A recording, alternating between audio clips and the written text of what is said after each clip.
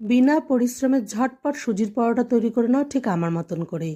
1 packet সুজিতে half cup আটা মিশিয়ে নাও, সেই সঙ্গে গ্রেট করা গাজর, কাঁচা লঙ্কার কুচি, গ্রেট করা আদা আর পেঁয়াজ কুচি দাও মুঠো ভরে। ধনেপাতার কুচি থাকলে তাও ব্যবহার করতে পারো। পরিমাণ মতো নুন, সামান্য একটু চিনি আর একটা গোটা ডিম ফেটিয়ে ভালোভাবে মেখে নাও।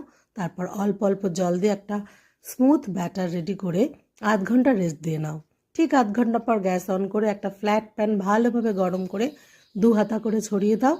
তারপর পাশ থেকে অল্প অল্প তেল দিয়ে ফ্লিপ করে নাও। সুজির পরোটা একদম রেডি। একইভাবে রেডি করে নাও সবকটা পরোটা ঝটপট। তারপর টমেটো সস অথবা যে কোনো ধরনের আচার কিংবা টক দইয়ের ডিপ দিয়ে পরিবেশন করো ঝটপট রেডি হওয়া এই সুজির পরোটা।